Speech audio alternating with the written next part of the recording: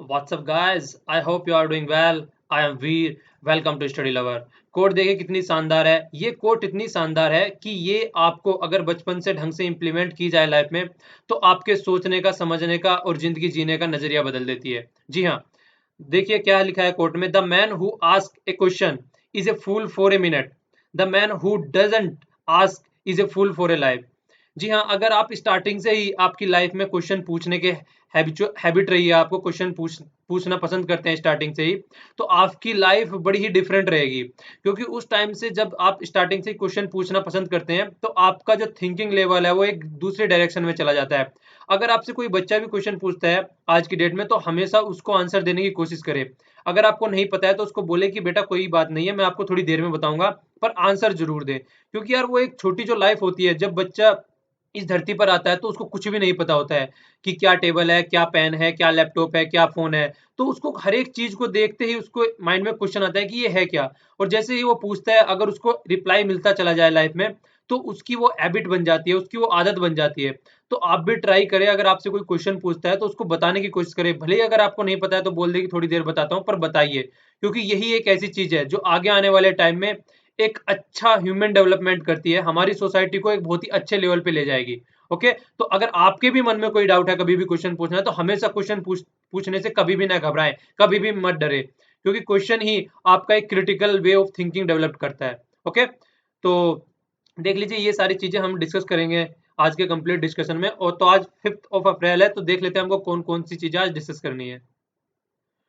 और एक बात और बोलनी थी मुझे कि कई बंदे देखिए कमेंट में मुझे मिल रहे हैं कि वो क्या चाह रहे हैं कि जो क्वेश्चन होते हैं, जैसे जैसे प्रीलिम्स पास आ रहा है और ऑब्जेक्टिव टाइप जितने भी क्वेश्चन होते हैं, तो मैं सोच रहा हूँ कि डेली लगभग 10 क्वेश्चन फेसबुक पे पोस्ट करना स्टार्ट कर दूं।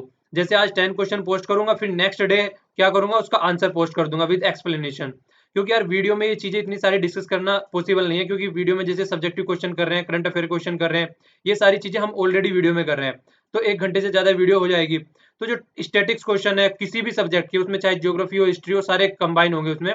तो डेली लगभग 10 या फिर आपके अकॉर्डिंग जितना आप चाहेंगे उसकी क्वांटिटी में बढ़ाता चला जाऊंगा। तो आप कमेंट बॉक्स में लिखिए कि ये सही है, आप लोग चाहते हैं कि मैं पोस्ट करूं वहां पे। फिर अगले दिन उसका आंसर पोस्ट कर दिया करूंगा। अगर आपको ये कंफर्टेबल लग रहा है तो मैं इसको आज से ही करना स्टार्ट कर दूंगा। अगर आप लोग चाहते हैं तो कमेंट कीजिए नीचे कमेंट बॉक्स में।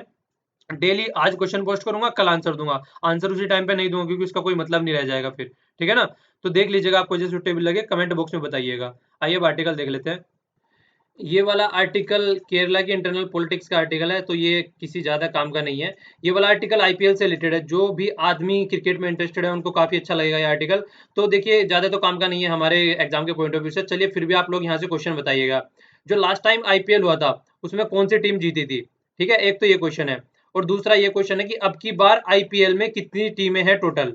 अब की बार आईपीएल में कौन सी टीम है, पहली बार कौन जीती थी, और अब की बार आईपीएल में टोटल कितनी टीमें हैं। टोटल नंबर ऑफ टीम, आपको नंबर ऑफ टीम लिखना है यहाँ पे। ठीक है ना? तो दोनों क्वेश्चनों का आंसर दीजिएगा कमेंट बॉक्स में। ये वाला आर्टिकल बहुत ही अच्छा आर्टिकल लिखा गया है। वैसे तो ये टॉपिक हम कई बार डिस्कस कर चुके हैं, जैसे कि नेशनल हाईवे होते हैं, उनके 500 मीटर की रेंज में क्या करना है, कोई भी लिक्कर की शॉप नहीं होगी। तो उससे रिलेटेड आर्टिकल है। पर लेकिन यहाँ पे जो डिस्कस किया गया है वो किया गया जुडिशियल ओवर रीच, मतलब जुडिशरी का काम नहीं था जो ये काम किया गया है। ये काम था कंप्लीटली पॉलिटिकल काम था ये, मतलब पॉलिसी से रिलेटेड काम था। तो ये पॉलिटिकल पार्टी जो होती है, जो हमारी गवर्नमेंट है फिलहाल, उसको करना चाहिए था। तो आर्टिकल को बहुत अच्छे से डिस्कस करेंगे। 2 आर्टिकल भी आप लोगों को यहाँ जानने को मिलेंगे, उन आर्टिकल के बारे में डिस्कस किया गया है इसमें। तो काफी अच्छा है, इसको अच्छे से डिस्कस करेंगे, क्वेश्चन भी आएगा यहाँ से। ये वाला आर्टिकल राइट टू रिकॉल बोला गया है इसमें। जिस तरीके से हम वोट देके किसी भी आदमी को एमपी और एमएलए बना देते हैं, तो उसी तरीके से हमको राइट होना चाहिए कि अगर वो काम नहीं कर रहा है, कोई करप्शन में इंडल्ज है, तो उसको हटाया भी जा सके। इस तरीके की चीजें कई कंट्री में होती हैं, हमारे देश में भी लोकल लेवल पे कई जगह होती हैं। तो कहाँ कहाँ होती है ये सारी चीजें, यहाँ से भी आप लोगों को क्वेश्चन मिलेगा देखने के लिए। काफी अच्छा आर्टिकल है, अच्छे से डिस्कस करेंगे। ठीक है?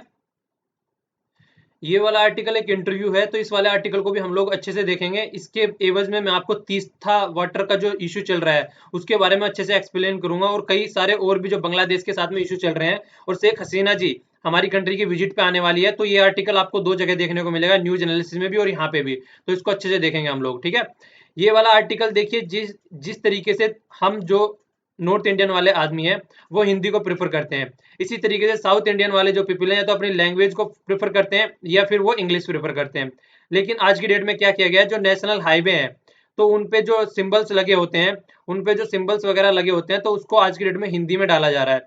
तो ये जो है उससे जो साउथ इंडियन पीपल हैं, जो हमारी कंट्री के साउथ इंडिया वाले आदमी हैं, वो इस चीज से इरिटेट हो रहे हैं। ये बोल रहे हैं कि जो सेंट्रल गवर्नमेंट है वो क्या चाह रही है, वो हिंदी को प्रिफरेशन दे, हिंदी को प्रेफर कर रही है और सब जगह चाह रही है कि हिंदी लैंग्वेज को इंप्लीमेंट किया जाए।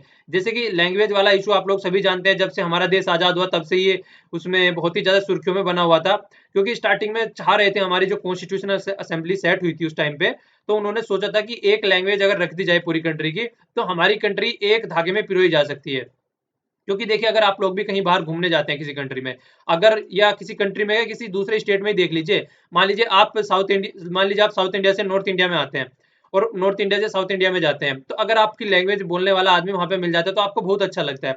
तो इसी तरीके से सोचा गया था, पर लेकिन ये हो नहीं पाया, क्योंकि हमारी जो कंट्री है बहुत ही डाइवर्स कंट्री है, बहुत ही सारी लैंग्वेज है, बहुत ही सारे रिलीजन है, और ये बोला जाता है कि कोस कोस पे बदले पानी, कोस और सवा कोस पे बानी, तो काइंड ऑफ कॉन्सेप्ट है यहाँ पे कि जरा जरा सी दूर चलने पे यहाँ पे पानी और बानी दोनों बदल जाता है। तो इस तरीके का कॉन्सेप्ट है यहाँ पे। तो इसीलिए अगर साउथ इंडिया वाले पीपल इस तरीके की हिंदी उनको देखते हैं, तो क्योंकि उनके लिए हिंदी ऐसी है जिस तरीके से हमारे लिए साउथ इंडिया की लैंग्वेज है, फिर इंग्लिश है। इंग्लिश हालांकि आज की डेट में हम लोग बहुत ही कंफर्टेबल होते जा रहे हैं, जिस तरीके से कम्युनिकेशन के मीडियम आ रहे हैं, जैसे इंटरनेट वगैरह, या फिर सारी चीजें अवेलेबल है इंग्लिश में आज की डेट में, तो वो फिर भी कंफर्टेबल है, पर लेकिन उनके लिए हिंदी बिल्कुल एक अननोन लैंग्वेज है, तो वो हमेशा उसको क्रिटिसाइज करते हैं अगर कोई आदमी हिंदी उन पे इम्पोज करने की बात करता है। तो वही बात है इसमें, थोड़ा बस यही दो तीन पॉइंट थे इसमें। वो नहीं चाहते हैं कि जो नेशनल हाईवे होते हैं उनमें सिंबल है वो हिंदी में लिखे जाए वहां पे। ठीक है, ये वाला आर्टिकल कोई खास नहीं है, इसमें तो पता नहीं क्या क्या दो चार ऐसी फालतू की चीजें डिस्कस की गई है। तो आइए अब देख लेते हैं, इसके साथ में फिर हम पीआईबी की न्यूज डिस्कस करेंगे, उसमें भी दो तीन आर्टिकल हैं अच्छे। तो क्वेश्चन है आपके लिए स्टार्टिंग में ही, क्वेश्चन देखिए, क्वेश्चन का आंसर दीजिएगा। Discuss the issue involved in the supreme court ban on the liquor soap on the national and the state highways. ये याद रखिएगा, पहले बोल चुका हूँ, नेशनल और स्टेट हाईवे। क्वेश्चन में आपको चकमा दिया जा सकता है कि स्टेट हाईवे है, ओनली नेशनल हाईवे है, काइंड ऑफ चीजें है, लोकल सबवेज है, तो इसको याद रखिएगा। तो बताना है इशू के बारे में, आप लोगों को डिस्कस करना है कि क्या इशू है और क्या इसमें चल रहा है। पहले भी बहुत बार डिस्कस कर चुके हैं हम, और आज आप लोगों को दूसरा एंगल यहाँ पे देखने को मिलेगा। आइए अब देखते हैं आर्टिकल। आर्टिकल स्टार्ट करने से पहले एक फिलोसफर का नाम लेके आर्टिकल को बहुत अच्छे से स्टार्ट कर रहे हैं यहाँ पे। जो आर्टिकल को लिखने वाले हैं वो है गौतम भाटिया। तो ये है दिल्ली बेस के एक लॉयर हैं, तो लॉयर है तो सारी चीजें अच्छे से जानते होंगे, जो आर्टिकल वगैरह है कॉन्स्टिट्यूशन के बारे में तो अच्छे से डिस्कस किया है इन्होंने। ये जो यहाँ पे राइटर हैं, तो राइटर ने स्टार्टिंग में जो जो ये अमेरिकन फिलोसफर है उनका नाम लिया है लॉन फुलर। तो इन्होंने एक कॉन्सेप्ट दिया था। कॉन्सेप्ट क्या था? Policy centric problem. तो ये पॉलिसी सेंट्रिक प्रॉब्लम क्या होती है, देखिए इन्होंने इसको इस पिक्चर के थ्रू समझाने की कोशिश की है। ये मकड़ी का जाला है। अगर मकड़ी का जाला आप ढंग से देखें तो उसमें क्या होता है, यहाँ पे वो सारा जाला एक दूसरे से कनेक्ट होता है, हर एक स्ट्रिंग एक दूसरे से कनेक्ट होती है। अगर कहीं से भी कट जाए तो पूरे जाले में हलबल मच जाती है, मतलब एक तरीके से टूटने लगता है पूरा जाला। तो इसी तरीके से जो जाल होता है, इसी में यहाँ पे इन्होंने बोतल बोतल लटका दी है। तो ये बोतल इसलिए लटकाई गई है कि ये पॉलिसी का इशू है। ठीक है, प्रॉब्लम देखिए क्या लिखा है यहाँ पे, पॉलिसी सेंटर प्रॉब्लम। तो ये पॉलिसी का इशू है, गवर्नमेंट का इशू है, और सुप्रीम कोर्ट ने आके इसमें टांग अड़ा दी है। तो सुप्रीम कोर्ट ने कहीं ना कहीं इसको प्रॉब्लम में डाल दिया पूरे इशू को। तो सुप्रीम कोर्ट को बोला जा रहा है उसने मकड़ी के जाले में हाथ डाल दिया है, जबकि ये उसका एरिया नहीं था। तो उसी के ऊपर पूरा आर्टिकल है, आर्टिकल को अच्छे से डिस्कस करते हैं। तो देखिए क्या बोला गया यहाँ पे, कुछ कॉम्प्लेक्स इशू होते हैं, सोशल इशू होते हैं। तो वो सोशल इशू होते हैं, अगर उनको ढंग से सोल्व नहीं किया जाए तो वो एक दूसरे से बहुत ज्यादा कनेक्टेड होते हैं, एक दूसरे के ऊपर इंटरडिपेंडेंट होते हैं, वो एक दूसरे से सेपरेट नहीं होते हैं। सारी चीजें देख लीजिए, अगर रिलीजन का इशू आ जाए तो पर्टिकुलर किसी कम्युनिटी का नाम नहीं आएगा वहां पे, सारी कम्युनिटी कनेक्ट हो जाती है। लैंग्वेज का इशू आ जाए किसी भी तरीके से ले लीजिए, तो वो एक मकड़ी के जाले की तरह होते हैं, वो एक दूसरे से इंटरडिपेंडेंट होते हैं। तो इसीलिए अगर इस इन चीजों को सोल्व करना है तो प्रॉब्लम तो प्रॉपर वे में सोल्व करना पड़ेगा। तो पॉलिसी प्रॉब्लम इन्होंने लाइक किसे लिखा है, जो स्पाइडर वेब होता है तो उसके तरीके से इन्होंने इसको बोला है। ठीक है, तो आगे देखिए क्या बोल रहे हैं कि जैसे कि पॉलिसी सेंटर इशू है, अगर पॉलिसी सेंटर कोई प्रॉब्लम है तो जुडिशरी का तो उसमें काम होता ही नहीं है। जुडिशरी उसको भले ही उसमें घुस जाती है। तो फुलर को आर्ग्यूमेंट दे रहे हैं कि इन्होंने आर्ग्यू किया था इसके ऊपर कि जुडिशरी के काम का ये चीज है ही नहीं, जुडिशरी इसके लिए कंफर्टेबल चीज है ही नहीं, मतलब जुडिशरी को इसमें हाथ नहीं डालना चाहिए। क्यों नहीं डालना चाहिए? जुडिशरी के पास में टाइम नहीं है, वैसे ही इतने सारे उनके पास केस पड़े रहते हैं, रिसोर्सेज नहीं है अवेलेबल, और इंस्टीट्यूशनल एक्सपर्टीज भी नहीं है इन एरिया में जिनमें घुस जाते हैं आगे। देखिए अगर गवर्नमेंट किसी काम को कर रही है तो गवर्नमेंट के पास में बहुत सारे एक्सपर्ट होते हैं, गवर्नमेंट के पास में आईएएस ऑफिसर होते हैं, गवर्नमेंट के पास में अलग अलग फील्ड के एक्सपर्ट होते हैं, गवर्नमेंट बाहर से भी सजेशन ले सकती है। तो सुप्रीम कोर्ट को अपने एरिया में रहना चाहिए, सुप्रीम कोर्ट को इन चीजों में हाथ डालने की क्या जरूरत है। तो ये इसलिए जुडिशरी को क्रिटिसाइज कर रहे हैं कि सुप्रीम कोर्ट को इसमें नहीं आना चाहिए कभी भी, क्योंकि ये एक पॉलिसी मैटर है। तो आगे चल के सेपरेशन ऑफ पावर का भी जिक्र कर रहे हैं। देखिए बोल रहे हैं कि जो कॉन्स्टिट्यूशन में भी चीजें दी गई हैं कि अगर एक सेपरेशन ऑफ पावर का कॉन्सेप्ट होता है, जैसे कि ये लेजिस्लेटिव है, जुडिशरी है और एग्जीक्यूटिव है, तो सबका जो काम है वो प्रॉपर वे में होना चाहिए। ये नहीं है कि जुडिशरी जाके एग्जीक्यूटिव में घुस रही है और लेजिस्लेटिव में घुस रही है, लेजिस्लेटिव जाके जुडिशरी में घुस रही है। मतलब जो इनका काम है लेजिस्लेटिव का काम है लॉ बनाना, तो ये लॉ को बनाए आराम से। इनका काम है इंप्लीमेंट करना, ये इंप्लीमेंट करे। इनका काम क्या है, इनका काम है अगर लॉ बन गया है कोई तो उसको देखे वो कॉन्स्टिट्यूशन के हिसाब से है या नहीं है। तो ये इस तरीके से सबका सेपरेशन ऑफ पावर का कॉन्सेप्ट है। पर लेकिन अगर ये लॉ बनाने लगेगी जुडिशरी खुद, तो इसका क्या मतलब है, जो इलेक्टेड मेंबर बैठे हैं पार्लियामेंट में, तो इनका कोई मतलब नहीं रह जाता है। तो इसीलिए बोल रहे हैं कि सबको अपने अपने डोमेन में रह के वर्क करना चाहिए, उसी तरीके से चीजें प्रॉपर वे में इंप्लीमेंट हो पाएगी। तो पॉलिसी मैटर से दूर रहना चाहिए जो जुडिशरी है उसको। तो ये सजेशन काइंड ऑफ सजेशन भी दे रहे हैं यहाँ पे। इसी तरीके से आगे भी वही चीज बोल रहे हैं, माइक्रो मैनेजिंग द डिस्टेंस, मतलब यहां तक कि यार डिस्टेंस कितनी होनी चाहिए ये भी सुप्रीम कोर्ट डिसाइड करेगा क्या। ये तो कंप्लीटली पॉलिसी का इशू है। ये एक एग्जांपल है कि एक पॉलिसी का इशू है, ये क्लासिकल पॉलिसी का इशू बता रहे हैं। तो इसको जुडिशियल ओवररीच बोलते हैं। ओवररीच मतलब अपने वाले एरिया से दूसरे एरिया में आके अपनी दादागिरी दिखा रहे हैं, तो जुडिशियल ओवररीच हो गए। वैसे कि सेंट्रल गवर्नमेंट ने बोला था स्टेट गवर्नमेंट को कि जो जितने भी स्टेट हाईवेज हैं या सेंट्रल जो नेशनल हाईवे हैं उनके पास में लिकर शॉप नहीं होनी चाहिए। देखिए सबसे पहले तो यही बात बता दूं, इतना आर्टिकल डिस्कस कर दिया, जो लिकर वाला कॉन्सेप्ट होता है, अल्कोहल वाला कॉन्सेप्ट होता है, ये स्टेट के अंदर आता है। ठीक है, इसको जीएसटी जो हमारा अभी पास हुआ है, जीएसटी में भी इसको बाहर रखा गया है। क्यों? क्योंकि जितनी ज्यादा कमाई इससे होती है, एक तो ये हो गया, और दूसरा हो गया पेट्रोलियम प्रोडक्ट। पेट्रोलियम प्रोडक्ट को भी अभी जीएसटी से बाहर रखा गया है, क्योंकि ये बहुत ही ज्यादा रेवेन्यू जनरेट करने वाली चीजें हैं। तो इसी के ऊपर डिस्कस भी किया गया है बहुत बार कि यार इनको भी जीएसटी के अंदर लेके आओ, पर लेकिन स्टेट इसके लिए राजी नहीं है, क्योंकि इससे सबसे ज्यादा कमाई स्टेट को होती है। तो स्टेट को एक रेगुलेटरी ऑथोरिटी, एक स्टेट को एक सजेशन दिया जा सकता है, पर लेकिन स्टेट के हाथ में है उसको कैसे इंप्लीमेंट करना है, नहीं इंप्लीमेंट करना है। तो सेंटर का भी इशू नहीं है, तो स्टेट का इशू है। एक बार को सेंट्रल गवर्नमेंट को भी इसमें इंटरफेयर नहीं करना चाहिए, और यहाँ पर आके तो सुप्रीम कोर्ट इंटरफेयर कर रहा है, तो ये तो अति हो गई बिल्कुल। तो ये आर्टिकल लिखने वाले बोल रहे हैं कि ये तो बिल्कुल आउट ऑफ द वे जाके काम कर रहे हैं। और फिर आगे आर्टिकल 21 की बात कर रहे हैं। मैंने बोला था आर्टिकल 21 और आर्टिकल 19 ये एक ऐसे आर्टिकल हैं कि आपको हर दूसरे तीसरे दिन देखने को मिलेंगे, तो इनको बहुत ही अच्छे से आप लोग पढ़ लीजिए इन आर्टिकल को दोनों को।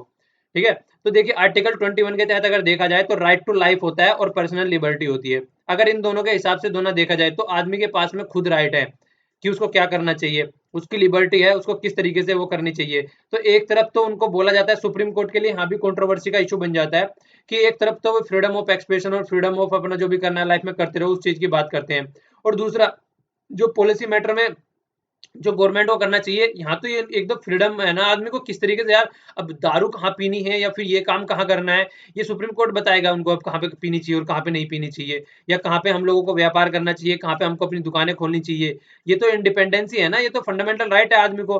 तो इसमें भी अगर एक तरीके से वही हो गया ना, खुद फंडामेंटल राइट का प्रोटेक्शन कर रहे हैं, और आज की डेट में खुद फंडामेंटल राइट पे ही फंडामेंटल राइट को इम्प्लीमेंट करने से मतलब एक दोनों एक कंट्रोवर्शियल इशू हो गया इस तरीके से देखा जाए। तो एक साइड में तो बोल रहे हैं कि इनको इम्प्लीमेंट करो, फंडामेंटल राइट है, और दूसरी साइड में अपना भी फंडामेंटल राइट को आदमी का हनन कर रहे हैं। तो इस तरीके से चीजें बोल रहे हैं। मान लेते हैं कि अगर कोई गवर्नमेंट उसको इम्प्लीमेंट नहीं कर रही है, वो एक बात है, अलग से इम्प्लीमेंट नहीं कर रही है, पर लेकिन फिर भी ये स्टेट के एक्ट के थ्रू चीजें इंप्लीमेंट करनी चाहिए, ना कि सुप्रीम कोर्ट के थ्रू इंप्लीमेंट करनी चाहिए। तो इसीलिए ये चीजें बोली गई हैं कि मान लीजिए कोई स्टेट फेल हो गया उस चीज को करने में आर्टिकल 21 के तहत, तो कोर्ट एक तरीके से इन्फोर्स कर रहा है फंडामेंटल राइट को, पर लेकिन ये स्टेट के एक्ट के द्वारा होनी चाहिए, ना कि सुप्रीम कोर्ट के द्वारा होनी चाहिए। तो इन बातों को क्लियरिटी में लेके चलना चाहिए कि कौन सा सुप्रीम कोर्ट का मैटर है और कौन सा स्टेट का मैटर है, और दोनों को एक गैप बनाते रखना चाहिए अपने बीच में। अब यही एक ऐसी चीज को लेकर कोर्ट ने इसको पकड़ लिया। ऐसी तो बहुत सारी चीजें हैं जो स्टेट नहीं करता है और जो उसको करनी चाहिए, जो आदमी को इफेक्ट करती हैं। तो ऐसा यही क्या इशू हो गया कि सुप्रीम कोर्ट को इसमें आने की जरूरत पड़ गई। सुप्रीम कोर्ट को पहले सोचना समझना चाहिए था, ऐसी थोड़ी ना किसी मैटर में घुस जाना चाहिए। ठीक है, तो कंप्लीट जस्टिस की बात कर रहे हैं अभी यहाँ पे। तो आर्टिकल 142 याद रखिएगा, यहाँ पे आर्टिकल 142 जो आता है उसके अंदर बोला जाता है कि कंप्लीट जस्टिस मिलना चाहिए आदमी को। तो सुप्रीम कोर्ट ने बोला कि मैंने ये काम इसलिए किया है क्योंकि आदमी को कंप्लीट जस्टिस मिलना चाहिए। पर लेकिन इस आर्टिकल का अगर दूसरा पहलू देखा जाए तो उसमें यह भी लिखा हुआ है कि विद इन द जुडिक्शन, मतलब भैया कंप्लीट जस्टिस दो, पर ये नहीं है कि अपनी बाउंड्री फांद के बाहर जाओ और तब जाके कंप्लीट जस्टिस दो। तो ये बात इन्होंने बोली है। तो देखिए सुप्रीम कोर्ट को बोल रहे हैं कि वो फेल हो गए हैं बताने में किस तरीके से उन्होंने एग्जीक्यूटिव को ओवर रीच कर दिया है। तो वो चीज एक्सप्लेन करने में फेल हो गए हैं वो, बस वही है कि अपना वो नहीं होता लीप अप होती काइंड ऑफ वाली चीज कर रहे हैं, जो पॉलिसी सेंट्रिक जो चीजें होती हैं। तो कोर्ट को सोच समझ के उसमें आना चाहिए, तो इस तरीके से जुडिशियल ओवर रीच का कॉन्सेप्ट बन जाता है वहां पे आगे। तो यही सारी चीजें इसमें डिस्कस की गई हैं कि कोर्ट को अपना काम करना चाहिए, सेंट्रल गवर्नमेंट को अपना काम करना चाहिए और स्टेट गवर्नमेंट को अपना काम करने देना चाहिए, वरना कॉन्सेप्ट जो फेडरलिज्म का कॉन्सेप्ट होता है वो भी कहीं ना कहीं मतलब उसका भी हनन होना स्टार्ट हो जाएगा। तो सब चीजों को अपना अपना काम करना चाहिए। देखिए वही बात होगी, जैसे कि आज की डेट में बोला जाता है कि पानी सेव करो, तो आदमी क्या सोचता है कि यार मैं एक गिलास पानी सेव करूंगा तो क्या हो जाएगा। अब देखिए कितनी बड़ी पॉपुलेशन है, अगर हर एक आदमी एक गिलास पानी डेली सेव करेगा तो कितना पानी सेव हो जाएगा। तो इसीलिए जुडिशरी अगर अपना काम करे, लेजिस्लेटिव अपना काम करे और एग्जीक्यूटिव अपना काम करे तो सारा काम प्रॉपर वे में हो जाएगा। बस यही है कि हम दूसरे काम में ज्यादा झांकते हैं अपना काम करने के बजाय। तो पहले अपने में फोकस करो, अगर आप अपने को चेंज करोगे तो दुनिया चेंज हो जाएगी। ठीक है ना, वो कहते हैं यथा दृष्टि तथा सृष्टि। आप जैसी आपकी दृष्टि है चीजों को देखने की, ऐसी सृष्टि आपको दिखने लगेगी। अगर आप मोटिवेटेड फील करते हैं, अगर आप अच्छा फील करते हैं तो दुनिया आपको खुश नजर आएगी। अगर आप फ्रस्ट्रेट हैं, अगर आप हर टाइम नेगेटिव फील करते हैं तो दुनिया भी आपको ऐसी दिखेगी। तो हमेशा खुश रहें और अच्छा फील करें। ये वाला आर्टिकल है द राइट टू रिकॉल, बहुत ही अच्छा आर्टिकल है। तो इस वाले आर्टिकल को भी आप लोगों के लिए यहाँ पे क्वेश्चन है, ये यहीं पे क्वेश्चन बना देता हूँ मैं इसका। आप लोगों को बताना है कि ये होना चाहिए या नहीं होना चाहिए, इसको क्रिटिकली एनालाइज करना है आपको। आर्टिकल में पूरा आंसर आप लोगों को मिल जाएगा। तो आपके दो क्वेश्चन हो गए, एक पहले वाला एक दूसरे वाला। देखिए यार क्वेश्चनों के आंसर दीजिए, वरना फिर मुझे भी लगने लगता है कि फालतू में क्वेश्चन दे रहा हूँ मैं। तो बंदे आजकल आंसर देना कम कर रहे हैं, मानता हूँ कि प्रीलिम्स आ रहा है, पर लेकिन आप लोगों को कम से कम एक आंसर तो लिख ही सकते हैं, एक आंसर लिखने में इतना ज्यादा टाइम नहीं लगता है। तो कोई भी क्वेश्चन छांट लीजिएगा आप लोग। तो ये फिरोज गांधी जी का आर्टिकल है, फिरोज वरुण गांधी जी के द्वारा लिखा गया है। ये एमपी हैं बीजेपी के, और इन्होंने मतलब बिल रखा है, इंट्रोड्यूस किया पार्लियामेंट में, राइट टू रिकॉल। तो उसके ऊपर आर्टिकल आया हुआ है। तो स्टार्टिंग किससे करते हैं, जेम्स मिल की एक कोट कह सकते हैं आप या कुछ लाइंस कह सकते हैं, तो उससे इससे स्टार्ट करते हैं। तो इन्होंने क्या बोला था, इन्होंने बोला था कि there can be no doubt that if power is grant to a body of man can representative they like any other man. मतलब ये बोला गया है, देखिए मोटा मोटा बता देता हूँ, ये बोला गया कि अगर हम किसी को पावर ऑफ रिप्रेजेंटेटिव देते हैं तो उसको पावर ऑफ रिप्रेजेंटेटिव हम दे देते हैं, पर लेकिन मैक्सिमम मैन क्या होते हैं जिनको भी रिप्रेजेंटेटिव की पावर मिलती है, जो कि एमपी और एमएलए बोलते हैं उनको, वो उसकी जो उसकी पावर की एडवांटेज होती है वो कम्युनिटी के वेलफेयर के लिए नहीं, वो खुद के वेलफेयर के लिए यूज करना उसको स्टार्ट कर देता है। तो इसी तरीके से उसके बिहाफ में ये आर्टिकल आगे चलता है। तो अगर किसी को पावर मिल रही है तो उसको जो है वो सोसाइटी के लिए यूज करनी चाहिए, ना कि अपने लिए यूज करनी चाहिए। ये एंशिएंट एथेंस की बात कर रहे हैं यहाँ पे, जिसको एक यूनिक डेमोक्रेसी भी बोला जाता है। वहां पे भी इस तरीके का कस्टम था, इस तरीके की सोशल चीजें थी वहां पे, कि ये चीजें इस तरीके से इंप्लीमेंट की जा सकती है। एक बार एथेंस देख लीजिए कहाँ पे पड़ता था ये देख लीजिए, ये है यहाँ पे एथेंस, ये यहाँ पे पड़ता है, ये तुर्की हो गया मैप में। चलो ऐसे समझ में नहीं आएगा, बड़ा मैप दिखाता हूँ एक बार, तब आपको पूरी क्लियरिटी आएगी। ये देखिए यहाँ पे तुर्की, तुर्क तुर्क तुर्क तुर्क तुर्क तुर्क तुर्क, ये रहा तुर्की। तो इस वाले एरिया को एथेंस बोला गया है। ठीक है, अब आपको चीजें ज्यादा समझ में आएगी। ये वाला हो गया, ठीक है ना। तो ये वाला एथेंस हो गया, तो मतलब यहाँ पे ग्रीस हो गया यहाँ पे। तो ये मतलब ग्रीस की कैपिटल एक तरीके से आप लोग बोल सकते हैं यहाँ पे। ठीक है, तो एक आज की डेट में जो है, मतलब जिस तरीके से अगर इसको देखा जाए पुरानी डेमोक्रेसी के बेस पे अगर इसको देखा जाए, तो मतलब पुरानी डेमोक्रेसी है काफी, तो वहां पे जिस तरीके से चीजें होती थी तो उसके बेस पे इसको बोला गया है यहाँ पे, मतलब इसके कंपेयर किया गया है। तो वहां पे कॉन्सेप्ट क्या था, वहां पे कॉन्सेप्ट था कि हर 7th और 6th और 7th मंथ के बाद में, जब 10 मंथ का कैलेंडर हुआ करता था, तो वहां पे आदमियों से पूछा जाता था कि जो असेंबली में जो यहाँ पे चुन के आए गए हैं आदमी, तो उनको उनको कंटिन्यू, मतलब कोई भी, देखिए होता क्या था, अगर कोई भी आदमी कुछ गलत काम कर रहा है सोसाइटी में, ठीक है, तो जब तक वो गलत काम कर रहा है वो करता रहता था वहां पे, पर लेकिन हर छठे और सातवें महीने पूछा जाता था कि जो जो आदमी यहाँ पे सोसाइटी में गलत काम कर रहा है तो उनको क्या दंड देना चाहिए। तो वहां पे सब बैठ के वोटिंग काइंड की चीजें होती थी। तो फिर क्या किया जाता था, अगर कोई करप्शन में इंडल्ज है या कोई इस तरीके से गलत काम कर रहा है सोसाइटी के, अगर सोसाइटी के हिसाब से काम नहीं कर रहा है, तो उसमें बैन लगा दिया जाता था, मतलब उसको 10 साल के लिए निकाला दे दिया जाता था, आप ये कह सकते हैं। तो ये क्या बोला यहाँ पे, ओस्ट्रासिज्म, मतलब समाज से निकाल दिया जाता था उसको। तो इस तरीके की चीजें उस टाइम पे होती थी। ये बोल रहे हैं कि देखिए वो जो मेथड था वो लैक ऑफ ड्यू प्रोसेस था, एक प्रॉपर प्रोसेस में नहीं था। और आप कह सकते हैं कि कोर्स ऑफ जस्टिस भी अगर देखा जाए तो वहां पे उस तरीके से नहीं था, ये एक ट्रेंड्स हो गया, मतलब तानाशाह काइंड ऑफ चीजें हो गई। और जो इंडिविजुअल के बेस पे अगर देखा जाए करप्शन को बैन किया जाता है, बैनिश निकासित किया जाता था, तो वो एक दूसरा वे था। पर लेकिन अगर आज की डेट में भी देखे, इंडिया के हिसाब से भी देखा जाए, तो आज की डेट में अगर पहले तो आज की डेट के हिसाब से देख लेते हैं, तो राइट टू रिकॉल एक डायरेक्ट डायरेक्ट सक्सेसर है उस चीज का जो मेथड था। मतलब था, लेकिन देखिए ड्यू प्रोसेस नहीं था। पर लेकिन आज की डेट में अगर इसको ढंग से इंप्लीमेंट करें, तो इन्होंने आगे बताया है कि उस तरीके से उसको नहीं, आज का थोड़ा समाज चेंज हो चुका है, तो आज की डेट में इसको दूसरे तरीके से हम चेंज कर सकते हैं। तो आज की डेट में इसको दूसरे तरीके से हम इंप्लीमेंट कर सकते हैं। थोड़ा सा प्रोटेक्शन भी देना चाहिए, ये तो है नहीं कि कल को चुन के आ रहा है और परसों को किसी को हटा दो, तो वो तो एक प्रॉब्लम क्रिएट हो जाएगी। पर लेकिन एक दूसरे तरीके से इसको इंप्लीमेंट किया जा सकता है। तो फिर यहाँ पे डेफिनेशन भी बता रहा है राइट टू रिकॉल होता क्या है। राइट टू रिकॉल होता है एक तरीके से अगर देखा जाए तो जो आदमी के हाथ में राइट है वोट देकर सेलेक्ट करने का, वो मतलब इलेक्ट करने का उन्हीं के हाथ में है, उनको इलेक्ट करे हुए आदमी को हटाने का उसका टाइम पीरियड पहले होने से ही।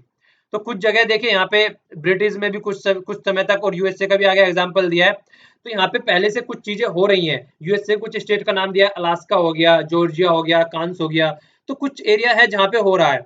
तो आज की डेट में भी चल रहा है वहां पे। अगर दिखा जाता है कि जो इलेक्टेड एमएलए हैं या एमपी हैं अगर प्रॉपर वे में काम नहीं कर रहे हैं, और अगर वो मिसकंडक्ट और मेलफिसेंस दुराचार कर रहे हैं कुछ, तो उनको हटाया जा सकता है। ठीक है, तो ये चीजें आज भी अवेलेबल हैं। और इसी तरीके का कॉन्सेप्ट ये बोल रहे हैं कि this concept is not new for India also. India के लिए भी न्यू नहीं है। इंडिया में भी पुराने टाइम से चला हुआ है, एंशिएंट टाइम से चला हुआ है, पुरानी हिस्टोरिकल टाइम से चला हुआ है, जहां पे इसको राजधर्म बोला जाता था। वहां पे क्या होता था उस टाइम पे, अगर आदमी अगर लगता था कि जो राजा उन्होंने चुना है वो इफेक्टिव नहीं है और उसको ढंग से काम करना नहीं आता है, तो उसको रिमूव कर दिया जाता था। तो ये पुराने वैदिक टाइम से ही चला हुआ आ रहा है, ऐसा नहीं है कि इंडिया के लिए नया है। और एम एन रॉय की बात कर रहे हैं यहाँ पे, इन्होंने क्या दिया था 1944 में, 1944 में इन्होंने इस चीज को सजेशन भी दिया था कि इलेक्टेड एमएलए और रिकॉल करने का राइट देना चाहिए।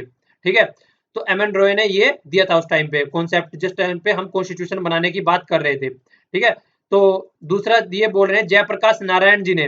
जयप्रकाश नारायण जी का नाम आते ही 1974-75 की बात आ जाती थी, जब नेशनल इमरजेंसी लगी हुई थी। तो उस टाइम से बात यहाँ पे निकल के आती है। तो उन्होंने भी बोला था इस सब्जेक्ट के बारे में कि जो सिटीजन है उनको इस तरीके का राइट होना चाहिए। सेक्शन 47, देखिए याद रखने की जरूरत नहीं है सेक्शन 47 वगैरह, बस ऐसे ही। छत्तीसगढ़ नगर पालिका एक्ट, उसके तहत बोला गया है, जो 1961 का एक्ट है, कि जो इलेक्शन, अगर इलेक्शन इलेक्ट करने का राइट है किसी को, तो रिकॉल करने का भी राइट है। अगर कोई नॉन परफॉर्मिंग यहाँ पे बोल सकते हैं कि नॉन परफॉर्मिंग एसिड्स अगर कोई एमपी हो जाता है, मतलब अगर कोई एमपी ढंग से काम नहीं कर पा रहा है, अगर कोई एमपी लाइक एनपीए हो जाता है, तो उसको हटा सकते हैं। ठीक है, एनपीए हो गया एमपी। अच्छा कॉन्सेप्ट है। तो फोर्थ में क्या बोला इन्होंने, मध्य प्रदेश में भी है, बिहार में भी है, और छत्तीसगढ़ में जो लोकल एरिया पे है जो बॉडीज, उनके अंदर ये चीजें हो रही है। और आगे क्या बोला है कि इन्होंने लोकसभा स्पीकर सोमनाथ चटर्जी जी के बारे में बोला है। उन्होंने भी बोला था कि राइट टू रिकॉल होना चाहिए, लेजिस्लेटर को अकाउंटेबिलिटी होनी चाहिए। और गुजरात में स्टेट इलेक्शन कमिश्नर के तहत भी ये चीजें बताई गई थी, जो नीचे लेवल पे म्यूनसिपैलिटीज होती हैं, डिस्ट्रिक्ट और तालुका और विलेज पंचायत होना है, तो वहां पे उनको ये राइट देना चाहिए कि राइट टू रिकॉल होना चाहिए। अगर कोई आदमी बैठ गया सर पे आगे 5 साल के लिए, तो उसको उतार फेंके। उन्हें कि मतलब बोला तो जाता है कि क्या बोलते हैं उसको, कि छाती पे आगे बैठ गया है यहाँ पे, कि काम कुछ कर नहीं रहा है, तो काइंड ऑफ तो उसको यहाँ से उतार के फेंको भैया, कोई नया आदमी लेके आओ जो काम कर सकता है अच्छे से। तो क्यों फालतू की चीजों को ढो रहे हैं हम। फिर ये यहाँ पे एक बात कर रहे हैं first past to post system. First past to post system क्या होता है, जिस तरीके से हम वोट देने जाते हैं, ठीक है, तो वोट देने जाते हैं, यहाँ पे एक वो रहता है कि ऐसा नहीं है कि जब 50% वोट मिलेगी किसी को वही जीतेगा। क्या रहता है, मान लीजिए 4 आदमी है, 4 ज्यादा हो जाएंगे, 3 ही ले लो। मान लीजिए 3 आदमी है, तो 3 आदमी में इसको मिल गई 5% वोट, इसको मिल गई 35% वोट, 35 का 85 लगा, चलो 35 लगाओ, इसको मिल गई 35% वोट। ठीक है, तो इस तरीके से चीजें चलती हुई आ रही हैं। इसको, चलो इसको भी थोड़ा और ज्यादा बढ़ा देते हैं हल्का सा, इसको 25 लगा लो ऊपर वाले को। ठीक है, 25 लगा लो, तो टोटल 60 हो गई, और उसको मिल गई 40% वोट। ठीक है, तो जीतेगा कौन, तो ये सी ग्रेड वाला आदमी जीत जाएगा। सी ग्रेड वाला आदमी फिर भी जीत गया, जबकि इसको 50% वोट नहीं मिली है। तो जो यहाँ पे कॉन्सेप्ट होता है हमारा, इस कॉन्सेप्ट में हमारा इलेक्शन होते हैं कि जिसको सबसे ज्यादा वोट मिलेगी वो आदमी जीत जाएगा, तो इसको कहते हैं first past the post system. ठीक है, तो डेमोक्रेसी में अनफॉर्चुनेटली ये बोल रहे हैं not yet elected representative truly enjoy the mandate of the people. मतलब अगर किसी को, अगर यहाँ पे और ज्यादा आदमी हो गए, मान लो और ज्यादा आदमी निकल के आ गए, 5-6 आदमी हो गए, तो 30-30% पे आदमी जीत जाता है।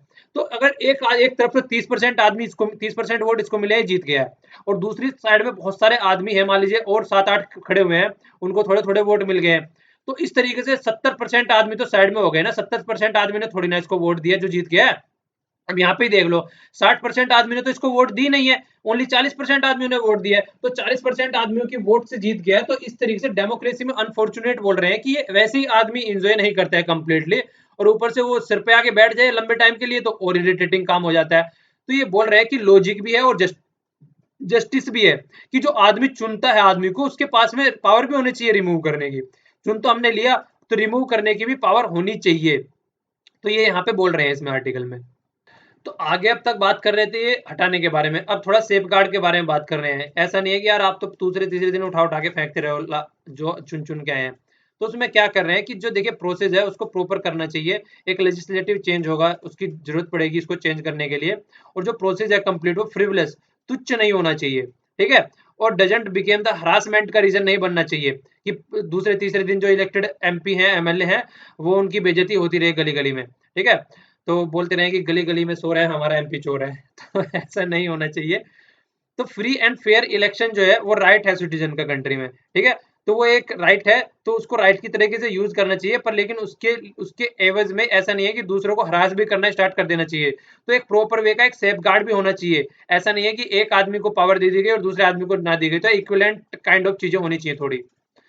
तो वही आगे बोल रहे हैं फिर कि जो रिप्रेजेंटेटिव है no longer enjoy the confidence of the people, अगर कॉन्फिडेंस एंजॉय नहीं करता है पीपल का, तो आदमियों को उनको हटाने का भी राइट है, ठीक है। तो उनको उसको हटाना चाहिए, और यही ट्रू डेमोक्रेसी है। इसी के ऊपर पूरा भवन एडिफिक बोलते हैं, भवन, पूरा भवन अकाउंटेबिलिटी अगर उनकी होती है उसी के ऊपर पूरी डेमोक्रेसी टिकी हुई होती है।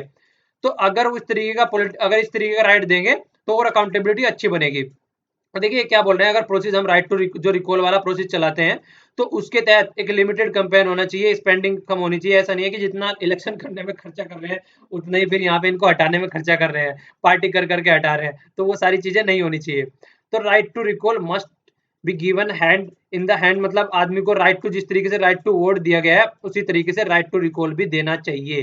तो ये था हमारा कंप्लीट आर्टिकल, ओके। तो अब आप लोग को आंसर लिखना है इसका। तो ये वाला हो गया, तीस्ता वाटर वाला इशू हो गया। इसके साथ में हम सारी चीजें और भी 2-3 चीजें डिस्कस करेंगे, और एक न्यूज एनालिसिस का भी आर्टिकल है वो भी इसी के साथ में हम डिस्कस कर लेंगे यहीं पर ही, ठीक है। तो ये तीस्ता वाटर के ऊपर इशू रहता है। तो इशू क्या रहता है देखिए, अगर पुराने टाइम से देखा जाए तो तीन मतलब दोनों देशों के बीच में रहता है, इंडिया और बांग्लादेश के बीच में। इंडिया जो है वाटर यूज करता था पुराने टाइम में 39%, और 36 और 25% अनएलोकेटेड वाटर दिया जाता था। अनएलोकेटेड वाटर किस लिए छोड़ दिया जाता है, क्योंकि देखिए यार एक सर्कुलेशन होता है वाटर का। अगर वाटर को ढंग से देखा जाए तो जैसे जैसे देखिए वाटर गर्म हो, मतलब जैसे जैसे भाप बन के उड़ता है, फिर जाके ग्लेशियर के फॉर्म में सेट हो जाता है, और फिर वहां से पिघल के फिर से यहाँ पे आता है। तो इस तरीके से अगर एक साइकिल बनी रहती है, मतलब यहाँ से जाना फिर आना और फिर जाना, तो एक साइकिल कंप्लीट करने के लिए नेचुरल प्रोसीजर तो थोड़ा बहुत अलाउ करना चाहिए कि जाने के लिए एक साइकिल बनी रहती है। अगर नहीं जाने अलाउ किया जाएगा तो दिक्कत हो जाएगी पानी में।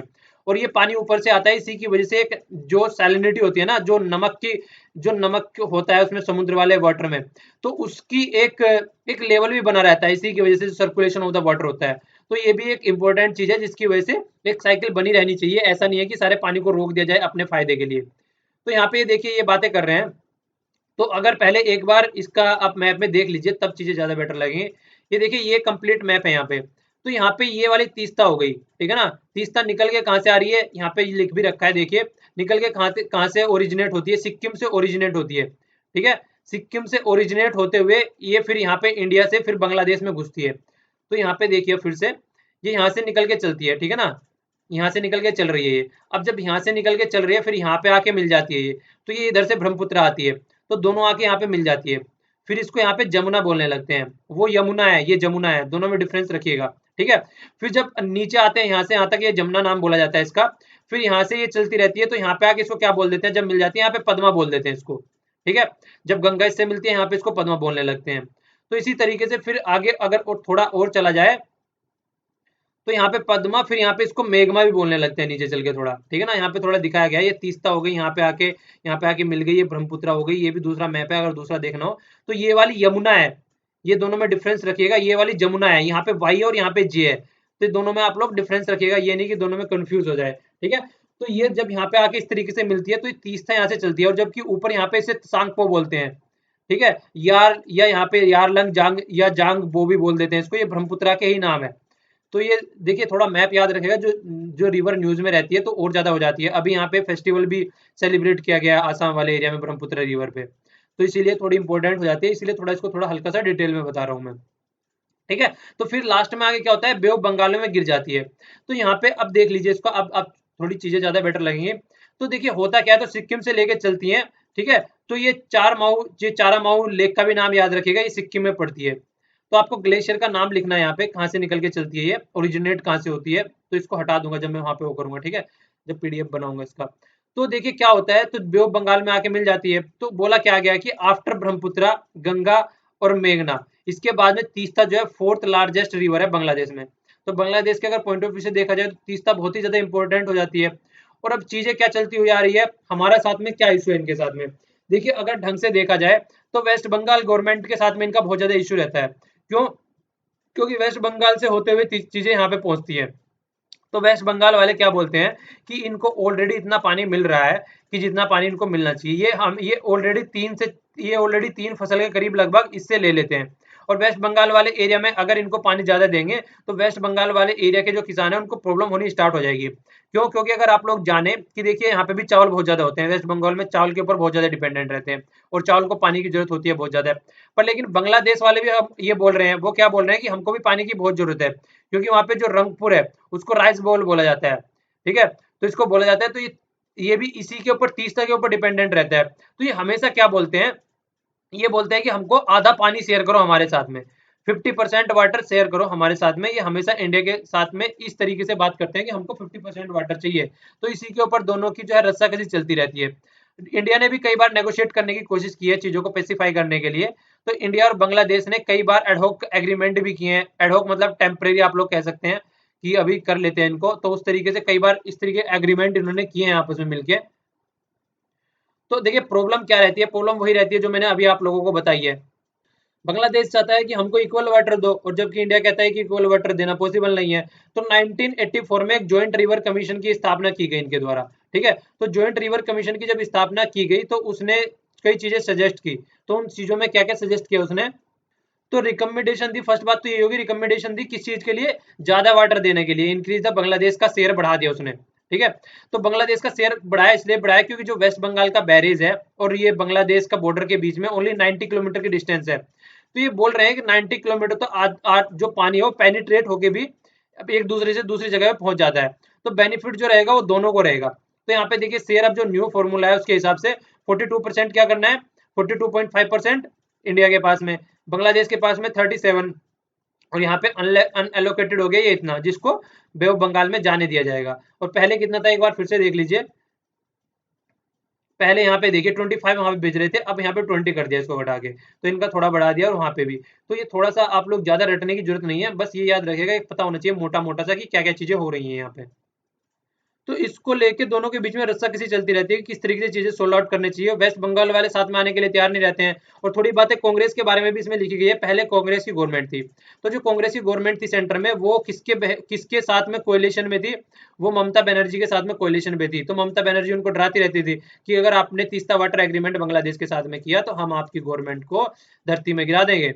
तो काइंड ऑफ चीजें जो थी वो उनको डराती रहती थी, जिस तरीके से तमिलनाडु वाले भी डराते रहते थे मनमोहन सिंह को। मन मनमोहन सिंह के ऊपर बहुत ही दुविधा थी बेचारे के। उनको ममता बनर्जी डराती थी, उनको मुलायम सिंह यादव डराते थे, उनको तमिलनाडु से जयललिता डराती थी, और सबसे बड़ी उनको सोनिया गांधी जी भी डराती थी। तो उनको तो बिल्कुल जीना हराम हो गया था। देखिए जोक है जस्ट, जैसे मतलब माइंड नहीं करना चीजों को, ठीक है। तो मतलब यही था कि फिर भी अगर देखा जाए चीजें तो थी यार, मतलब डिसीजन नहीं ले पाते थे वो, एक पॉलिसी पैरालिसिस हो गया था उनके टाइम पे बहुत ज्यादा। तो देखिए ये सारी चीजें चल रही थी, तो इसीलिए अब मतलब अब दूसरा केस क्या बन जा रहा है अब देखिए बांग्लादेश की जो चीफ मिनिस्टर है, चीफ मिनिस्टर बोल रहा हूँ सॉरी, बांग्लादेश की जो प्राइम मिनिस्टर है शेख हसीना जी, वो विजिट पे आ रही है इंडिया की, कब आ रही है, 7 अप्रैल को आ रही है, मतलब 2 दिन बाद आ रही है अभी। तो जो यहाँ पे आ रही है, ये इशू और चलता रहता है। जो जो अपोजिशन पार्टी है बांग्लादेश में, वो क्या चाहती है हमेशा, वो हमेशा शेख हसीना जी को इनको क्रिटिसाइज करते रहते हैं। क्या कहते हैं कि आप तो इंडिया की तरफ को थोड़ा टिल्टेड हो, मतलब इंडिया वाले जैसे कहते हैं वो तुम ऐसे ही करती रहती हो। तो ये उस चीज से भी डरी हुई है, अभी इलेक्शन भी होने वाले हैं यहाँ पे, तो वहां पे इस तरीके की बातें ना चले कि आप तो इंडिया के बारे में ज्यादा सोचती हो और इंडिया के हिसाब से काम करती हो, खुद की अपनी इंडिपेंडेंसी नहीं है, तो ऐसी बातें ये बोल रहे हैं यहाँ पे, तो आपको उनके हिसाब से काम नहीं करना है। तो ये इंडिया में आ रही है, प्राइम मिनिस्टर जी ने, जो नरेंद्र मोदी हैं, उन्होंने इनको इन्विटेशन दिया था, तो उनके इन्विटेशन में ये इंडिया में आए हैं। तो देखिए, अब ये यहाँ पे एक काम, कई सारी चीजें होंगी यहाँ पे, एक तो एग्रीमेंट साइन होंगे बहुत सारे, कई सारे डिफरेंट डिफरेंट एरिया में होंगे, जैसे टेलीकास्ट हो गया, एटॉमिक एनर्जी हो गया, इंफॉर्मेशन कम्युनिकेशन टेक्नोलॉजी और साइंस वगैरह, ये सारे एग्रीमेंट हो गए, और इन्वेस्टमेंट करने की बात चलेगी, वो कनेक्टिविटी, पद्मा, गंगा बैरेज और ये सारी चीजें, डिफेंस में कॉपरेशन, तो ये तो देखिए अभी आगे आएगा तो तब पता चलेगा। जो इंपॉर्टेंट चीज है वो क्या करने जा रहे हैं, ये 1971 के जो हीरोज थे, मतलब जो मारे गए थे वार में, जब वेस्टर्न पाकिस्तान को ईस्टर्न पाकिस्तान से अलग किया था, ये वेस्टर्न पाकिस्तान को बाद में पाकिस्तान बोलने लगे थे, ईस्टर्न पाकिस्तान को बाद में बांग्लादेश बोलने लगे थे। तो जब इनको अलग किया गया था उस टाइम से, 1970 वार को जो लिबरेशन ऑफ वार भी कहा जाता है, तो जो इंडिया के आदमी, इंडिया के जवान उसमें मरे थे, तो इंडिया के लगभग 1661 जवान को पोस्टुमसली बोला जाता है, मरने के बाद में, तो ये होता है पोस्टुमसली, ठीक है ना। तो मरने के बाद में इनको अब क्या किया जाएगा, अब इनको एक तरीके से आप लोग कह सकते हैं, मतलब इनको अवार्ड दिए जा रहे हैं, इनको ऑनर दिया जा रहा है कि इन्होंने इन्होंने मतलब बांग्लादेश का वो किया, तो बांग्लादेश वाले इनको ऑनर कर रहे हैं, मतलब इनको प्राइज दे रहे हैं, काइंड ऑफ इनको अप्रिशिएट कर रहे हैं। तो ये होने वाला है यहाँ पे, तो इतनी सारी चीजें होने वाली हैं अभी, और तो बाद में देखिए अभी आएंगी 2 दिन बाद, तो अभी आर्टिकल उसमें एडिटोरियल में भी आएगा, तो तब और चीजें ढंग से एक्सप्लेन करेंगे वहां पे, तब और चीजें अच्छे से देखेंगे। ये पेज 1 की न्यूज़ है, दलाई लामा जी से रिलेटेड है। दलाई लामा जी अरुणाचल प्रदेश की विजिट पे जाने वाले हैं, तो जो चाइना वाले कई सारे मिनिस्टर भी और चाइना के मतलब मीडिया भी क्रिटिसाइज कर रहे थे कि हम लोग जो है दलाई लामा जी को अरुणाचल प्रदेश में भेज रहे हैं, तवांग रीजन में बात चल रही है जाने की।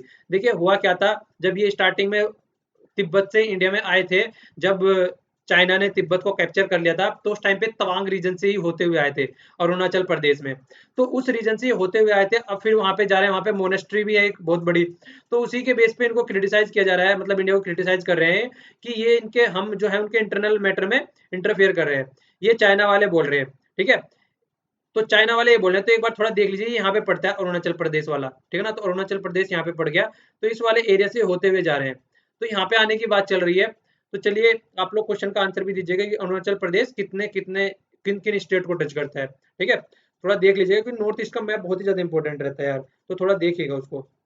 ओके, तो देखिए, तो जो दलाई लामा की विजिट पे लेके, तो जो किरण रिजिजू जी हैं, उन्होंने क्या बोला है, उन्होंने ये बोला है कि देखिए, जो ये विजिट है, ये बिल्कुल एक रिलीजियल पॉइंट ऑफ व्यू से है, इसमें पॉलिटिकल कुछ भी नहीं है, और ऐसा कुछ भी नहीं है कि इसमें पॉलिटिकली मोटिवेटेड चीजें हैं।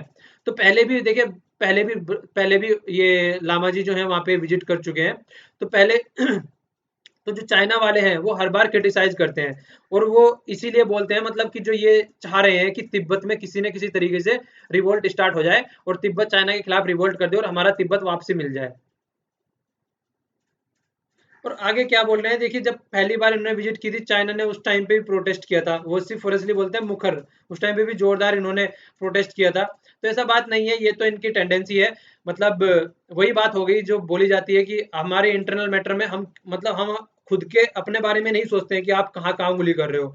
पाकिस्तान वाले एरिया में, जो हमारा पाकिस्तान ऑक्युपाइड एरिया है, वहां पे खुद तो अपना रास्ता निकाल रहे हैं, ऊपर से जो हमारा अक्साई चीन वाला पोर्शन दाबे बैठे हैं, और जो अब हम साउथ चाइना सी वाले में, अगर वियतनाम हमको इनवाइट कर रहे हैं वहां पे इन्वेस्ट करने के लिए, और ऑयल फील्ड दे रहा है हमको, तो वहां पे जाके प्रोटेस्ट कर रहे हैं, तो अपने आप तो पूरा साउथ चाइना सी दाबे हुए हैं, तो कोई प्रॉब्लम नहीं है, अगर हम कर रहे हैं तो इनको प्रॉब्लम हो जाती है।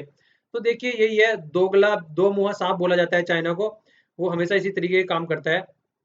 चलिए आगे देख लेते हैं। आगे वाला आर्टिकल ये है, पेज 1 पे भी है और पेज 10 पे भी है। ये क्या है, कंफ्यूजन हो गया है। कंफ्यूजन क्या हो गया, जीएसटी से रिलेटेड, जीएसटी आने जा रहा है अभी, तो जीएसटी में जो केग होता है, control auditor general of India जो होता है, अब वो अपना जो ऑडिट करता है, तो ऑडिट करने के लिए उसको डेटा कहाँ से मिलेगा, इस बात पे कंफ्यूजन हो गया है, डेटा कहाँ से मिलेगा। तो देखिए होता क्या है, नॉर्मल जो डेटा दिया जाता है वो सेंट्रल गवर्नमेंट की अथॉरिटी के द्वारा दिया जाता है, वो सारी गवर्नमेंट अथॉरिटी रहती है, जो टैक्स रहता है वो गवर्नमेंट के द्वारा कलेक्ट किया जाता है, तो वो एक अलग चीज थी। पर लेकिन जैसे अब जीएसटी जो new regime of tax implement होने जा रहा है 1 जुलाई से, तो उसमें प्रॉब्लम होने वाली है। प्रॉब्लम क्या होने वाली है, प्रॉब्लम ये होने वाली है, देखिए क्या होने वाला है, दो चीजें चल रही हैं, इस पे दो चीजों पे डिबेट चल रहा है। डिबेट किन चीजों पे चल रहा है, एक तो देखिए अल्कोहल, जो मैंने अभी बताया, जो दारू वाला पोर्शन हो गया, और एक पेट्रोकेमिकल, पेट्रोकेमिकल वाले जो प्रोडक्ट हो गए उनको जीएसटी से आउटसाइड रखा गया है। तो जीएसटी से आउटसाइड रखा गया तो वो स्टेट के अंडर में आएंगे। अब ये सेंटर से मांगे, स्टेट से मांगे, कहाँ कहाँ से चीजें जानते फिरेंगे, कहाँ कहाँ से डेटा लेते फिरेंगे और किस तरीके से डेटा लिया जाएगा। एक तो ये बात हो गई। दूसरी बात क्या हो गई, जो सेकंड इशू है वो केक ऑडिटर है, वो गेट एसएससी ऑफ डेटा जो दिया जाएगा वो मतलब जो जीएसटी जो नेटवर्क है, मतलब बात क्या है, जो जीएसटी नेटवर्क है उसमें 51% जो शेयर है वो प्राइवेट कंपनी की है। तो इन्होंने डेटा मांगा अभी, तो इन्होंने कंपनी ने मना कर दिया, ठीक है ना, डेटा देने से प्राइवेट कंपनी ने। क्यों? क्योंकि गवर्नमेंट का उनके ऊपर कोई अधिकार नहीं है। 51 शेयर जो है वो किसके हैं, प्राइवेट के हाथ में। प्राइवेट कंपनी मतलब प्राइवेट बैंक काइंड जो हो गए। तो इन्होंने टैक्स से रिलेटेड इन्फॉर्मेशन या फिर क्या क्या चीजें होनी चाहिए जो जीएसटी नेटवर्क से रिलेटेड चीजें हैं वो रिफ्यूज कर दिया, इनको डेटा के बारे में बताया नहीं। तो यहाँ पे कैसे चीजों को हैंडल इस वाले पोर्शन में किया जाएगा और यहाँ से डेटा इनको कैसे मिलेगा। तो दोनों चीजों की बात पे ये बोला जा रहा है कि जल्दी से जल्दी इसका सॉल्यूशन निकाला जाए, वरना प्रॉब्लम क्रिएट हो जाएगी कि किस तरीके से मेट्रो को सोल्व करना चाहिए। तो उसके ऊपर ये आर्टिकल पूरा लिखा गया है। तो इनको बोला गया है कि जल्दी से जल्दी मेट्रो को सोल्व किया जाए। ओके, तो कहाँ से केक को इन्फॉर्मेशन मिलेगी। तो नेक्स्ट वाली न्यूज है, पेज 1 पे न्यूज है और पेज 10 पर भी न्यूज है। इंडिया ने रिजेक्ट कर दिया रोल इमीडिएटिंग, मतलब पाकिस्तान, ये क्या कह रहे थे कि यूएसए में अभी डोनाल्ड ट्रंप चुन के आए हैं, आप सभी लोगों को पता है जैसे। तो वो करने क्या जा रहे हैं, वो चाह रहे हैं कि मतलब अपना एक मतलब दादागिरी टाइप की चलाए हर जगह। तो अभी उनके ऑफिशियल हैं, तो जो उनकी यूएन में एम्बेसडर है उनकी निकी हेली, तो उनका अभी एक स्टेटमेंट निकल के आई है कि ये उनमें मतलब जो दोनों के इंडिया और पाकिस्तान के बीच में टेंशन है उसको कम करने की कोशिश करेंगे। तो इस तरीके की स्टेटमेंट निकल के आई है। तो इस तरीके की स्टेटमेंट निकल के आई है, तो इंडिया वालों ने उसका जवाब दिया है। इंडिया वाले क्या बोल रहे हैं, इंडिया वाले ये बोल रहे हैं,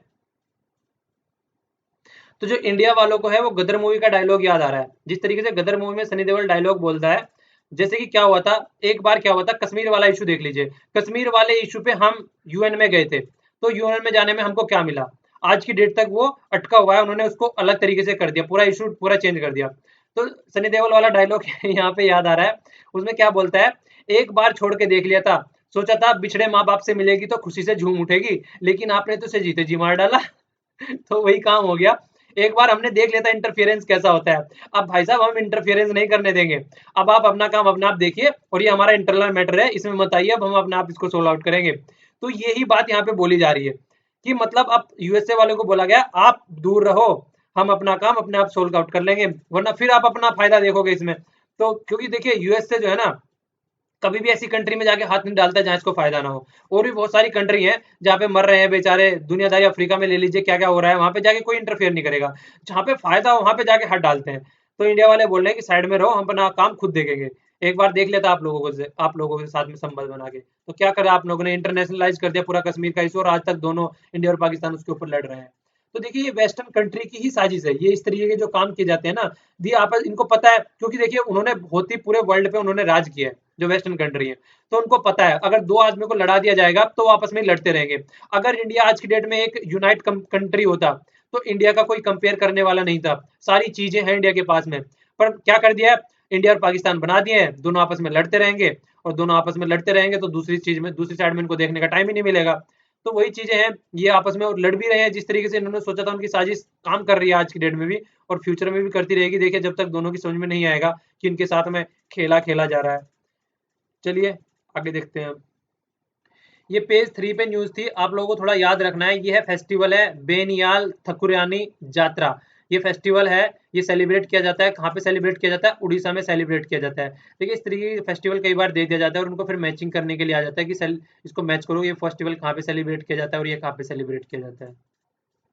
इसी तरीके का एक फेस्टिवल नीचे दे रखा है, यह पांडियानी फेस्टिवल, ये कहाँ पे सेलिब्रेट किया जाता है, ये केरला में सेलिब्रेट किया जाता है। तो इसको भी थोड़ा याद रखिएगा। ये पेज 5 पे न्यूज इन लोगों ने दे रखी है, तो देखिए इनको थोड़ा देख लीजिएगा, थोड़ा मैच करने के लिए आ जाता है ना, तो फिर प्रॉब्लम हो जाती है। पेज 11 पे न्यूज है ये। तो इस न्यूज में क्या बोला गया, यूथ मॉडर्न इन लुक, मतलब जो आज के आदमी हैं, आज के लड़के हैं, आज के लड़कियां हैं, मतलब जो यूथ है हमारी जनरेशन के, वो देखने में तो मॉडर्न है, देखने में तो मॉडर्न लगेंगे, जीन्स वीन्स पहनेंगे और सब अच्छे से फोन वोन रखेंगे, पर कंजर्वेटिव इन आउटलुक, किस तरीके से इन्होंने बोला है ये। इन्होंने देखिए एक सर्वे निकाला है, सर्वे में इनको बोला गया है, कई सारी चीजें बोली गई है, रिलीजन के बेस पे बोली गई है। रिलीजन के बेस पे देखिए यहाँ दे रखा है, रिलीजन ओवर साइंस, तो यहाँ पे इतने साइंस ओवर रिलीजन, तो ये वाला इतने दे रखा है यहाँ पे। और रिलीजन ओवर साइंस, ये देखिए रिलीजन को ज्यादा प्रेफरेंस दिया गया है, ठीक है। इंटरकास्ट मैरिज में देख लीजिए, इंटरकास्ट मैरिज में डिसअप्रूव ज्यादा के द्वारा किया गया है। 2000 ये दे रखा है 2007 और 16, तो 7 में इतना 16 में इतना, यहाँ पे भी 7 में इतना अप्रूव किया गया और डिसअप्रूव किया गया है। तो हालांकि चीजें देखिए चेंज भी हो रही हैं, ऐसी बात नहीं है कि एक ही साइड में चल रही है। ये वाला बड़ा अच्छा लगा मुझे। ये वाला देखिए जो लिविंग हैबिट है, मतलब किस किस में रहते हैं, तो पेरेंट्स के साथ साथ में कितने रहते हैं 65%, आई लाइक इट। 31% वाइफ के साथ में रहते हैं, जो अलग रहते हैं, काम धंधा करते होंगे, जो मतलब जॉब वगैरह करते हैं बाहर। ओनली 4% आदमी जो है वो अलग रहते हैं, दोस्तों के साथ में रहते हैं, ठीक है। तो ये सारी चीजें फूड की हैबिट के बारे में दे रखा है। नॉन वेज देखिए, नॉन वेज जो है वो इतने हैं, और वेज जो है वो इतने हैं। नॉन वेज है मतलब 58%, वेज है 30% लगभग। तो ये डेटा दे रखे हैं ऐसे, तो मतलब इन सब चीजों के ऊपर जब एक्सपेरिमेंट किया गया है तो वो चीजें निकल के आ रही हैं। तो मतलब जिस तरीके से चीजें दिख रही हैं उस तरीके से नहीं है, ठीक है। तो जो दिख रहा है वो है नहीं, मतलब जितना मॉडर्न बनने की कोशिश की जा रही है उतने मॉडर्न है नहीं। जब दूसरों को बोलते रहते हैं इंटरकास्ट मैरिज मत कर, दूसरों को बोलते रहते हैं रिलीजन के ऊपर लड़ाई मत कर, पर जैसे ही अपने ऊपर बात आती है तो तुरंत पलट जाते हैं। तो वही बात है कि दूसरों को बोलते हैं कि देखिए वो लड़की की शादी इतनी जल्दी कर रहा है, और जब अपने बात आती है तो अपने अपने बारे में नहीं सोचते हैं, कहते हैं कि लड़की शादी के लायक हो गई है। तो वही चीजें हो गई कि दूसरों के ऊपर ज्यादा फोकस किया जाता है एज कम्पेयर टू अपने ऊपर। अपने ऊपर जब बात आती है तो फिर मुकर जाते हैं जरा सी देर में। तो यही सर्वे दिखा रहा है यहाँ पे। कहीं डेटा चाहो तो आप लोग ये यूज कर सकते हैं राइटिंग में। ये वाली न्यूज़ है पेज 13 की न्यूज़ है, इकोनॉमिक इमरजेंसी लगी है मोकोआ। ये कहाँ पे पड़ता है? कोलंबिया में पड़ता है। ये देखिए कोलंबिया हो गया ये। अब कोलंबिया कहाँ पे पड़ता है पहले वो भी देख लीजिए आप लोग, पूरा मैप आप लोगों की समझ में आएगा। ये हो गया पूरा साउथ अमेरिका। तो कोलंबिया यहाँ पे पड़ता है। वेनेजुला हम लोगों ने कल डिस्कस किया था, पूछा था आप लोगों से करेंसी बताइए और कैपिटल बताइए। कमेंट में नीचे लिखिएगा। बोलते तो हैं कि क्वेश्चन की करेंसी और कैपिटल डालो, आंसर देते नहीं हो। चलो आंसर आंसर देना इसका। कोलंबिया की आज बताता हूँ मैं, ठीक है। तो कोलंबिया की देख लीजिए, तो यहाँ पे इमरजेंसी लग गई है। तो इमरजेंसी किस लिए लगी है? क्योंकि यहाँ पे मड स्लाइड हुआ है बहुत ज्यादा है, और बहुत सारे आदमी 270 के करीब मारे गए हैं, और इंक्लूडिंग 43 चिल्ड्रन। देखिए कितनी दर्दनाक घटना हुई है यहाँ पे। तो ये वाला एरिया यहाँ पे पड़ता है ये, ठीक है ना। ये वाला यहाँ पे पड़ता है। ये हो गई बोगोटा, कैपिटल हो गई इसकी, और कोलंबियन पीसो करेंसी है यहाँ की, ठीक है। तो ये देखिए ये वाला एरिया हो गया पूरा, यहाँ पे ये वाला एरिया हो गया, साउथ अमेरिका पड़ गया यहाँ पे। चलिए यहाँ पे एक क्वेश्चन और बता दीजिएगा आप। थोड़ा मैप देखेंगे तो थोड़ा मैप देखने से याद आ जाएगा कि जो कोलंबिया है उसको कितनी कंट्री टच करती हैं, ठीक है। तो ये वाला आपको क्वेश्चन हो गया, इसको बताइएगा आप लोग। ओके, अब पेज 13 पे ये न्यूज है, इनका देख लिया करो यार जब भी अच्छे से है ना, मतलब चीजों को आसपास के अच्छे से, मतलब ये नहीं है कि ये देखना है यहाँ पे कैरेबियन सी हो गया, और भी दो चार चीजें देख लिया करो। ऐसा नहीं है कि पर्टिकुलर जो क्वेश्चन दिया है उसी को देखो। मैप से काफी क्वेश्चन आते हैं और आपकी क्लैरिटी भी बढ़ती है, अंडरस्टैंडिंग। पेज 13 पे न्यूज है, पेज 13 में ब्रेग्जिट से रिलेटेड न्यूज है। ब्रेग्जिट से किस तरीके से इंडिया के उनके साथ में रिलेशन होने जा रहे हैं, तो ये वाला तो हम आगे डिस्कस करेंगे पीआईबी में न्यूज से रिलेटेड पूरी। अभी यहाँ पे थोड़ा डिस्कस किया है कि इन्होंने मसाला बॉन्ड और ग्रीन बॉन्ड क्या होते हैं, पहले आप लोगों को ये बता देता हूँ। देखिए मसाला तो वही होता है जिससे आप सब्जी में डालते हैं और चटपटी बन जाती है। यहाँ पे क्या चटपटा बना रहे हैं ये, यहाँ पे चटपटा ये बना रहे हैं, ये बॉन्ड इशू कर रहे हैं। बॉन्ड एक तरीके से कागज का एक टुकड़ा होता है। तो कागज का टुकड़ा दिया जाता है, तो मार्केट से पैसे आप लोग कह सकते हैं उठाए जाते हैं। तो ये रूपी डिनोमिनेटेड नोट हो गए, रूपी डिनोमिनेटेड बॉन्ड होंगे, मतलब इनकी जो वैल्यू होगी वो रूपी में काउंट की जाएगी। और वो भी देखिए बाहर साइड में अगर रूपी में काउंट कर रहे हैं तो एक तो हमारे जो रूपी की है वैल्यू बढ़ेगी उससे। तो ये ऐसा नहीं है कि डॉलर में डिनोमिनेटेड नोट है, ये रुपी में डिनोमिनेटेड नोट है। मतलब रुपी ही के रुपी, अगर इन ये बॉन्ड को लेना देना जो भी होगा वो रुपये की वैल्यू में काउंट किया जाएगा। नोट लोकल लोकल करेंसी अगर ये इशू किए जा रहे हैं, मान लीजिए अगर बाहर साइड इशू किए जा रहे हैं, यूके में इशू किए जा रहे हैं, तो वहां भी जो वैल्यू होगी इनकी रुपये में ही काउंट की जाएगी, ना कि उनकी उनकी खुद की जो करेंसी है उसमें काउंट की जाएगी, ठीक है। खुद की करेंसी क्या है याद आ रही है? उनकी खुद की करेंसी क्या है? यूके की पाउंड है, पाउंड स्टर्लिंग, जो मैं आपको पहले भी बता चुका हूँ, आज फिर से रिवाइज हो जाएगा आप लोगों का। तो उनकी खुद की करेंसी में नहीं होगा तो हमारी करेंसी में होगा। तो ये मसाला बॉन्ड इनको क्यों बोला गया है? क्योंकि देखिए इंडियन कल्चर के हिसाब से जिस तरीके से हमारे यहाँ पे बहुत सारे मसाले यूज किए जाते हैं, तो थोड़ा सा उसको प्रेफरेंस देने के लिए और थोड़ा कनेक्ट करने के लिए लोगों को, इसीलिए इसका मसाला बॉन्ड नाम रखा गया है। और फर्स्ट मसाला बॉन्ड था वो 2014 में बनाया गया था, और 2014 में बनाया गया था। ये क्या था? ये वर्ल्ड बैंक के द्वारा बैक किया गया था और इंटरनेशनल फाइनेंशियल कॉरपोरेशन के द्वारा मतलब लाया गया था। और देखिए मसाला बॉन्ड, अगर इसको ग्रीन बॉन्ड बोल दिया जाए तो ग्रीन बॉन्ड कब बोला जाता है? ग्रीन बॉन्ड तब बोला जाता है जब इसके द्वारा उठाया गया पैसा क्लाइमेट चेंज के लिए यूज किया जाता है। तो 2015 में इंटरनेशनल फाइनेंशियल कॉरपोरेशन ने फर्स्ट टाइम ग्रीन बॉन्ड इतने 3.15 बिलियन के बनाए गए थे। तो इस तरीके से मसाला बॉन्ड और ग्रीन बॉन्ड नाम में बस नाम दूसरे रखे गए हैं, चीज एक ही है, कागज का टुकड़ा है, पैसे उठाने के लिए यूज किया जाता है और प्रोजेक्ट में यूज करने के लिए यूज किया जाता है। ऐसा कुछ नहीं है आप इसको देख के कंफ्यूजन में हो जाओ। एचडीएफसी ने इतने रुपए के मसाला बॉन्ड इशू किए थे, एनटीपीसी ने भी मसाला बॉन्ड इशू किए हैं। तो एचडीएफसी को बोला गया कि became the first Indian company, ठीक है। तो इसलिए थोड़ा याद रखिएगा इसको, ये मसाला बॉन्ड वगैरह का यूज हो गया। तो ये इसके बेस पे बोला गया। ब्रेग्जिट मैं बता ही चुका हूँ आप लोगों को, ब्रेग्जिट क्या था, जो यूरोप से, यूरोपियन यूनियन से ब्रिटेन अलग हुआ है, तो अब ये दूसरे कंट्री के साथ में अच्छे रिलेशन बनाने जा रहा है, तो उसी के बेस पे यहाँ पे चीजें बोली जा रही हैं। पेज 13 पे न्यूज है, आने वाले टाइम में व्हाट्सएप जो है विचार कर रहा है, मूल होता है विचार करना, विचार कर रहा है किसके ऊपर, डिजिटल पेमेंट सिस्टम के ऊपर। जिस तरीके से आपके पेटीएम वगैरह होते हैं, भीम ऐप है, तो देखिए व्हाट्सएप हर एक आदमी के पास में है। तो अगर ये यहाँ पे डिजिटल इंडिया में इन्वेस्ट कर रहा है, ये बोल रहे हैं कि डिजिटल इंडिया का हम जो जो हमारी जो स्कीम चली हुई है उसमें मतलब पार्टिसिपेट करना चाहते हैं, तो पेमेंट बैंक का काम करना चाहते हैं, जिस तरीके से कई सारे और भी ऐप वगैरह कर रहे हैं। तो देखिए बहुत ही ज्यादा एक एरिया में फैला हुआ है व्हाट्सएप, तो बहुत ही अच्छे वाला कंपटीशन मिलने वाला है, जो पुरानी यहाँ पे ऑलरेडी मतलब इस एरिया में काम कर रहे हैं।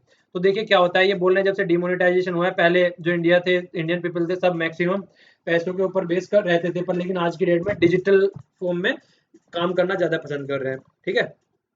तो देखिए आगे आने वाले टाइम में क्या होता है। पेज 13 पे न्यूज है, ओएनजीसी ने रिवाइज कर दिया है 3 billion Iran gas line plan.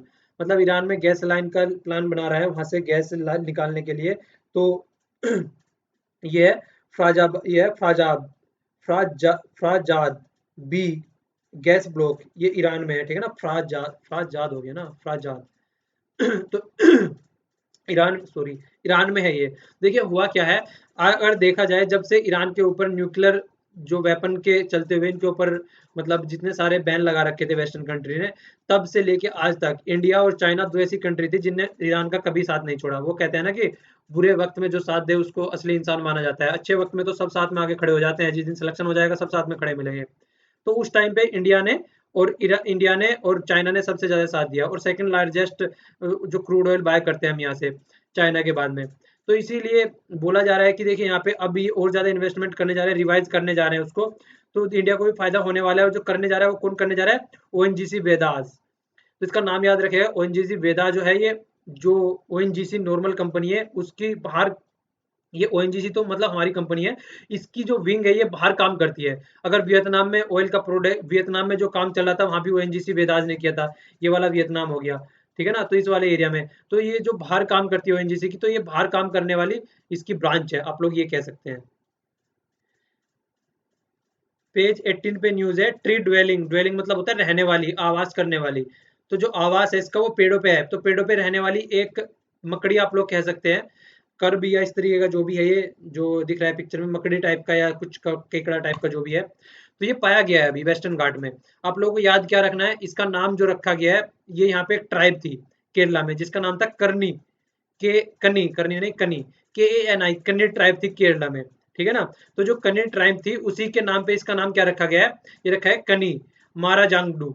तो इसका नाम इसी के बेस पे रखा गया, तो जो स्टार्टिंग का वर्ड यूज किया गया है तो वो कनी यूज किया गया है, और आगे क्या लगा दिया है इन्होंने, मारन जांडू।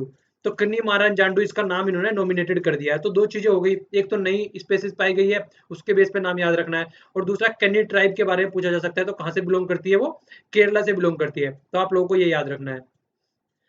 पेज 18 की न्यूज है, केरला में ये कजोकोड़े में इसमें क्या होने वाला है, काइट इंटरनेशनल फेस्टिवल होने वाला है, ठीक है। तो उसी के लिए प्रिपरेशन चल रही है यहाँ पे।